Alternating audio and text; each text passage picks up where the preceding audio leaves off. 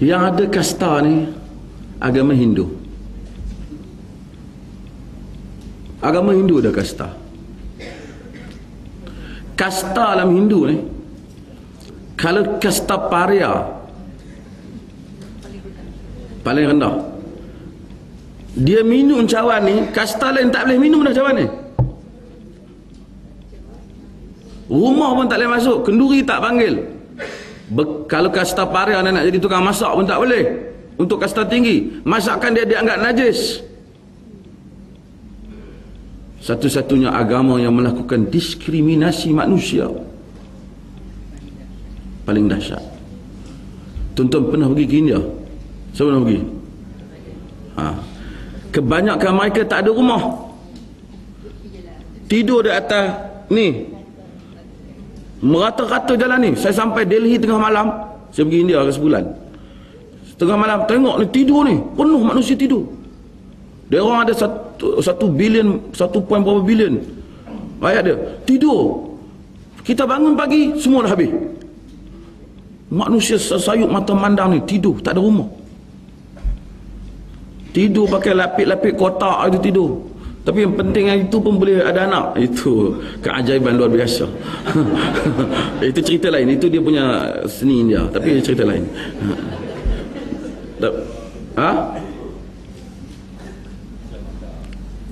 Sangat hina kehidupan mereka di dalam negeri mereka.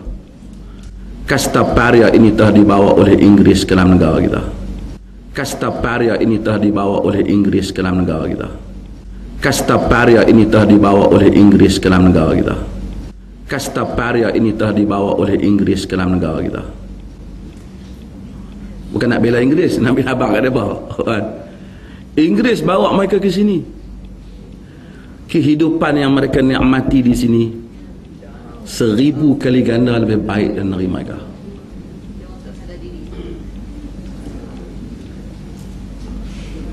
Seribu kali ganda lebih baik dan negara mereka. Negara mereka merempat naik bas, tak pakai baju, tak pakai seluar.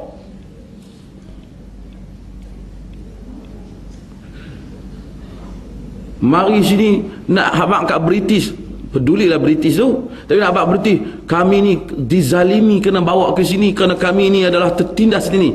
Fikirlah kau tertindas. Fikirlah kau tertindas. Bahkan kau kadang-kadang lebih-lebih kau buat ni kuil-kuil ni tak ada lesen. Itu pun kadang-kadang orang Melayu ni macam tu jaga hati orang.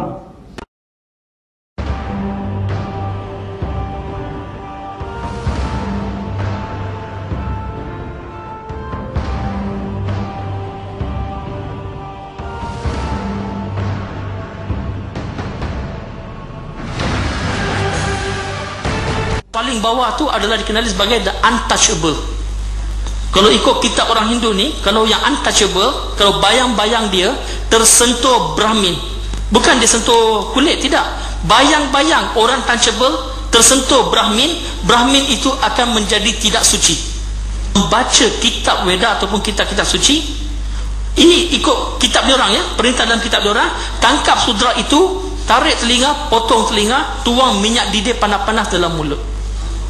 Ikut kitab dia ada beberapa perkara tentang kasta ni juga. Contohnya, kalau ada seorang sudra ni, kasta rendah, dia serve makanan kepada tuan dia yang Brahmin katakan.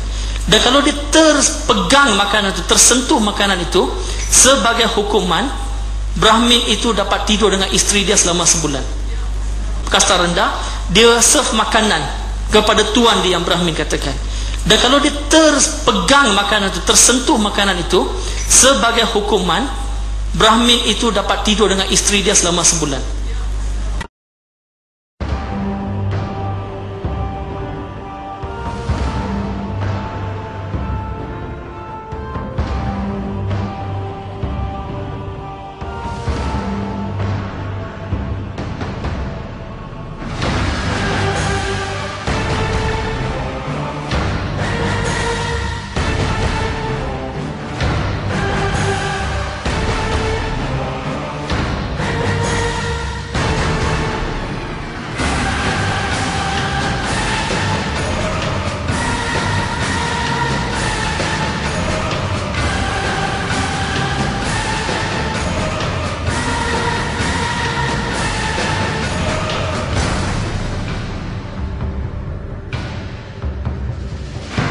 tidak ada satu pun kawasan pilihan raya di Malaysia ini di mana kerusi sama ada Dewan Negeri ataupun Parlimen majoritinya kaum India.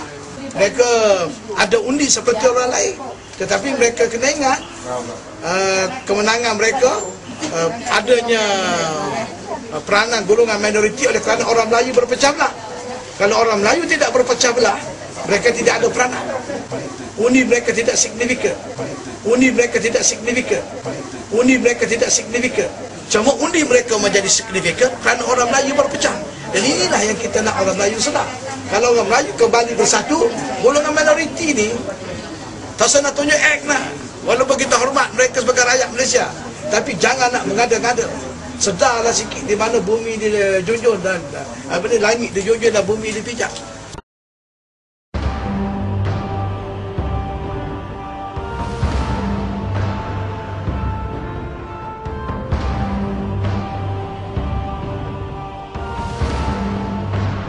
Dimaklumkan bahawa semua ahli yang hadir bersetuju bahawa novel Interlock adalah satu novel yang baik.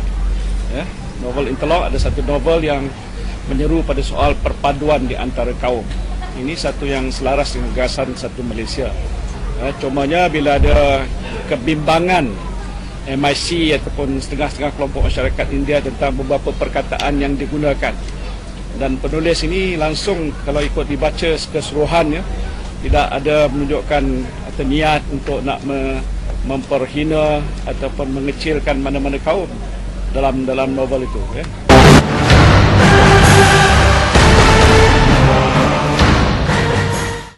We must get the book Interlock in the correct perspective lah when we read it. This is a historical novel. And it is written during the period of 1910, at that time. Some of the words may be sensitive in the present day context. But at that particular time, it conveys what it was intended by the author. So maybe some of these sensitive words, they may want to think of how to make it less sensitive.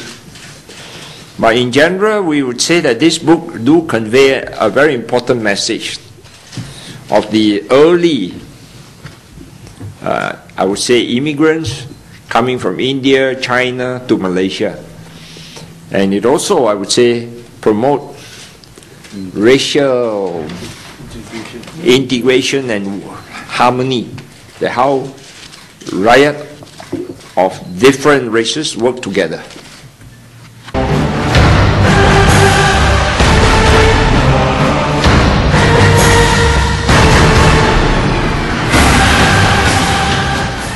I've read Interlock a long time ago, and I've not sensed any sort of racist tendency. I mean, I read it as a novel. Frankly, it's not a great novel as such, in my estimation, but reasonably good one.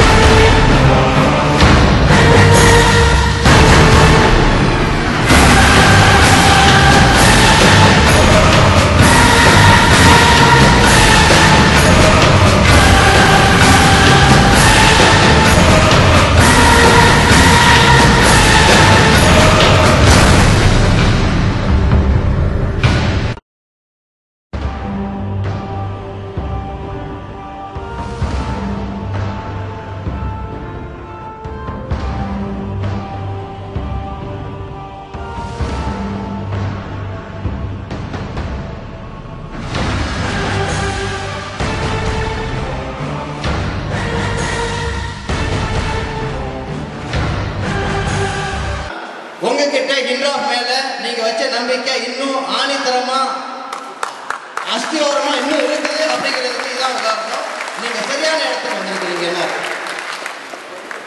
ஹிண்ட்ராஃபை பார்த்தீங்கன்னாங்க very simple. அன்னைக்கு கோலாலம்பூர்ல எதுக்காக போனோம்? 18 கோரிக்கை. அந்த 18 கோரிக்கையை நிறைவேற வரைக்கும் கடைசி வரைக்கும் யார் விடாம கைப்பிட பிடிச்சிருக்கிறானோ அவன் தான் ஹிண்ட்ராஃப்.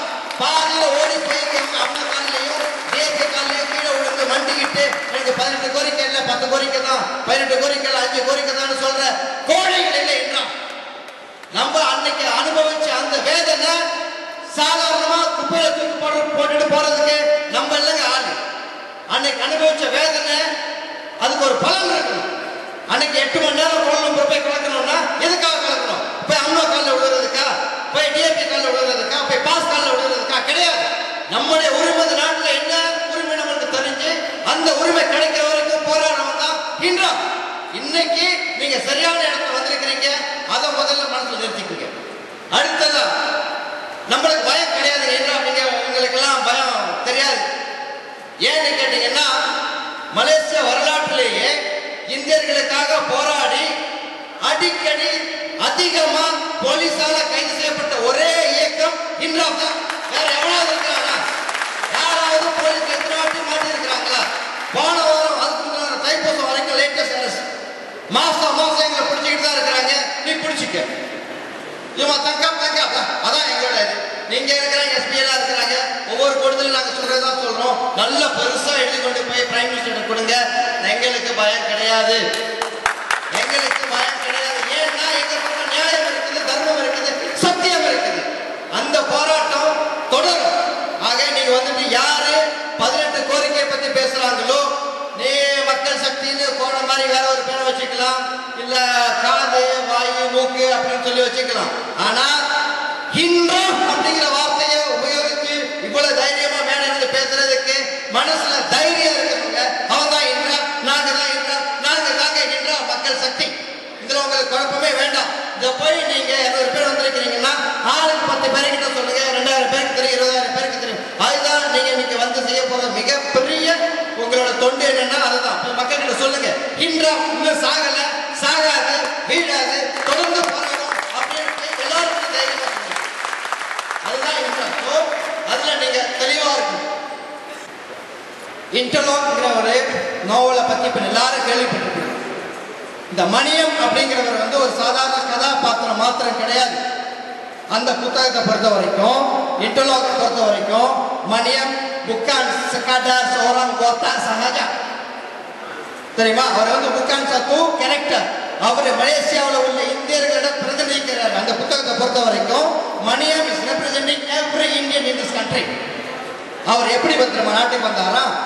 ஆடு மாடு மாதிரி. யார்? உங்க அப்பா எங்க அப்பா நம்ம தாத்தா பாட்டெல்லாம் ஆடு மாடு மாதிரி அப்படியே நெரிசல் அடிச்சுக்கிட்டு போட்டி போட்டுக்கிட்டு கப்பல்ல வந்து ஏறினாங்களாம். ஏறி வெள்ளக்காரன் காலில் விழுந்து கிடந்தாங்க. அப்படியே பயமா, நம்மளுக்கெல்லாம் பயம். வெள்ளக்காரனை பார்த்தா பயந்துருவாங்களாம். அவன் காலில் விழுந்து அவனோட எப்படியாவது அடிமையா நம்மளாங்க அடிமை. 5000 வருஷம் வரலாறு, சரித்திரம், பாரம்பரியம் நம்ம கிட்ட இருக்குதுங்க. ராஜராஜ சோழன் காலத்துல இருந்து தளபதிகள் எத்தனையோ தளபதிகளை உருவாக்கி அரணூறு புகழூர்னு நம்ம எத்தனையோ காவியங்களையும் சரித்திரங்களையும் வெற்றிகளையும் படைச்சுக்கிட்டு 5000 வருஷம் நம்மளோட சொந்தங்க. நம்மளோட வீரத்தை இவனுங்களுக்கு தெரியுமா? நம்ம வீரம் என்னன்னு. இவன் சொல்றான் நம்ம வெள்ளக்காரன் காலில் போய் பயந்து நடுங்கி அப்படியே கூடி குறுகி கீழே கிடந்தோமா? இதை நம்ம பிள்ளைங்க படிக்கணுமா? யோசிச்சு பார்க்கணும். நம்ம இதை நம்ம படிக்கணுமா? நம்ம எல்லாரும் பறையர்கள், நம்ம எல்லாரும் பறையர்கள் அப்படின்னு சொல்றான். இந்த பறையருங்கிற வார்த்தைய இந்த 2 மாசத்துக்கு முன்னுக்கு நம்ம கூட பேசுறதுக்கு தைரியம் இருக்காது, வெக்கப்படுவோம், நாக்கு கூசும். இன்னைக்கு மலாய்க்கார சீனா அத்தனை பேரை பறைய பறைய பறைய பறைய பறையன்னு அந்த இடத்துல பேசிக்கிட்டு இருக்கோம். இந்த பாடம் பள்ளிக்கூடத்துல ஃபார்ம் 5 வந்துச்சுன்னா உங்க பணம் கூட படிக்கிற மலாய்க்காரனோ சீனோ நம்மளை பார்த்து பறையான்னு கூப்பிடுவான். வேணுமா? மக்கள் வேணுமா? நம்மளை அடிமைப்படுத்தி நம்மளை எப்படி எல்லாம் கேவலப்படுத்த முடியுமோ, நம்மளை எப்படி எல்லாம் வஞ்சிக்க முடியுமோ, நம்ம மூஞ்சில எப்படி எல்லாம் காரிக்க முடியுமோ, நம்மளை எவ்வளவு மட்டம் தட்ட முடியுமோ அப்படி எல்லாம் மட்டம் தட்டுங்கிற ஒரே நோக்கத்துக்காக வந்ததுதாங்க இந்த இன்டர்லாக் நாவல். எதுக்கணுமா வேண்டாமா? இன்டர்லாக் வேணுமா? நமக்கு இந்த நாவல் நம்ம எதுக்கணுமா வேண்டாமா? போராடணுமா வேண்டாமா? நீங்க ரெடியா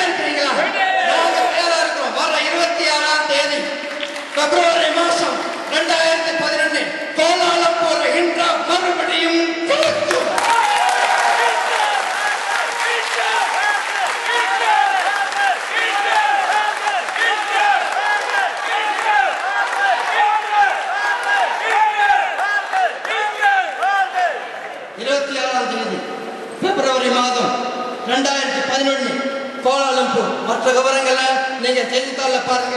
எங்களுடைய வெப் பேஜ் இருக்கு www.humanrightsparty.malaysia. கண்டிப்பா பாருங்க. எதை பார்க்குறீங்களோ அதை பார்த்து உங்கள் SMS வந்துச்சுன்னா 25 நம்ம எப்படி ஃபாலோ பண்ணோமோ, என்ன நெருப்பு இருந்துச்சோ, என்ன உத்வேகம் இருந்துச்சோ, என்ன வேகம் இருந்துச்சோ, என்ன விவேகம் இருந்துச்சோ, என்ன வீரம் இருந்துச்சோ, அதே வீரத்தோட நம்ம மறுபடியும் இந்த அரசாங்கத்தை காட்டி ஆகணும். நம்ம கண்டிப்பா இதை செயல்படுத்தி ஆகணுங்க. ஏன்னா இன்றா பயப்படாது, பயந்ததெல்லாம் போதும். இன்னைக்கு இன்றாப்னு சொல்லி எத்தனையோ பேர் நம்மள என்னென்னவோ செஞ்சாங்க. நம்மள பேன் பண்ணி பார்த்தாங்க, முடியல. நம்மள உடச்சு பார்த்தாங்க, முடியல. நம்ம இன்னும் உயிரோட இருக்கிறோம். ஏன்னா நம்ம பக்கம் நியாயம் இருக்குது, தர்மம் இருக்குது, சத்தியம் இருக்குது. எங்க கூட நாங்க ரெடியா இருக்கிறோம். எங்களுக்கு பிடிச்ச நீங்க உள்ள போடு, ஐஎஸ்ஐயா போடு, தூக்குறியா தூக்கு, எது வேணாலும் பண்ணிக்க. ஆனா இன்றாப்ல உரிமை இருக்கிற வரைக்கும் நாங்க அந்த ஆரம்பத்துல இவங்க இருந்தாங்க, போயிட்டாங்க. இப்ப நாங்க வந்திருக்கோம். நாங்க போன பிறகு மறுபடியும் இந்த போராட்டம் தொடர்றதுக்கு எங்கள்ல நிறைய பேர் ரெடியா இருக்கிறாங்க. ஆனா நாங்க கேட்கறதெல்லாம், நாங்க ரெடியா இருக்கிறோம், நீங்க ரெடியா இருக்கிறீங்களா? உங்களுடைய ஆதரவு எங்களுக்கு இருக்கா இல்லையா அப்படிங்கிறது.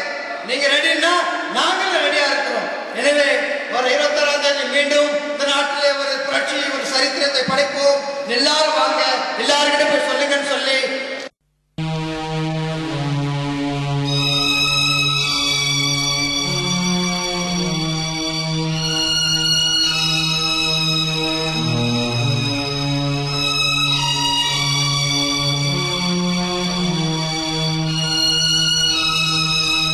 தோல்வி நிலையென நினைத்தால் மனிதன் வாழ்வை நினைக்கலாமா?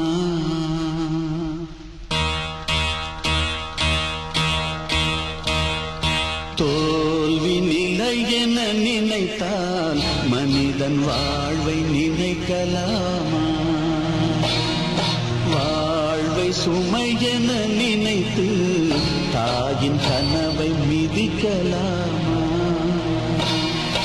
உரிமை இழந்தோம், உடமையும் இழந்தோம், உணர்வை இழக்கலாமா? உணர்வை கொடுத்து உயிராய் வளர்த்த கனவை மறக்கலாமா? தோல்வி நிலையென நினைத்தால் மனிதன் வாழ்வை நினைக்கலாமா?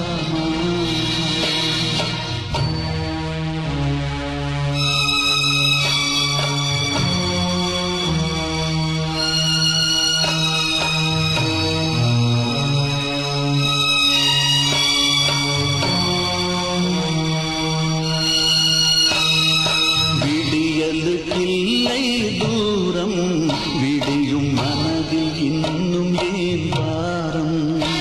உன் நெஞ்சம் முழுவதும் வீரம் இருந்தும் கண்ணில் இன்னும் ஏன் ஈரம்? உரிமை இழந்தோம், உடமையும் இழந்தோம், உணர்வை இழக்கலாமா? உணர்வை கொடுத்து உயிராய் வளர்த்த கனவை மறக்கலாமா? தோல்வி நிலையென நினைத்தால் மனிதன் வாழ்வை நினைக்கலாமா? வாழ்வை சுமையென நினைத்து தாயின் கனவை மிதிக்கலாமா?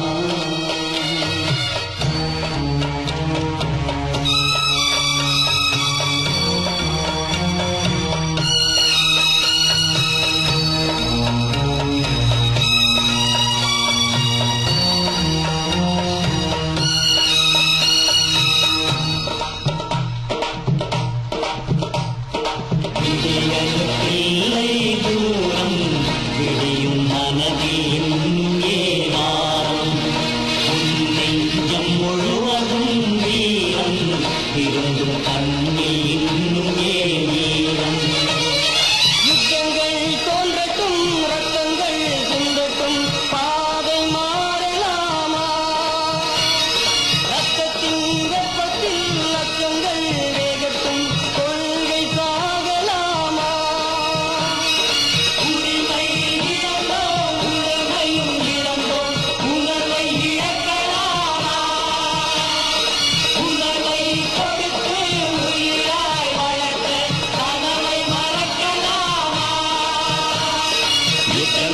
கொல்லட்டும் ரத்தங்கள் சிந்தட்டும் பாதை மாறலாமா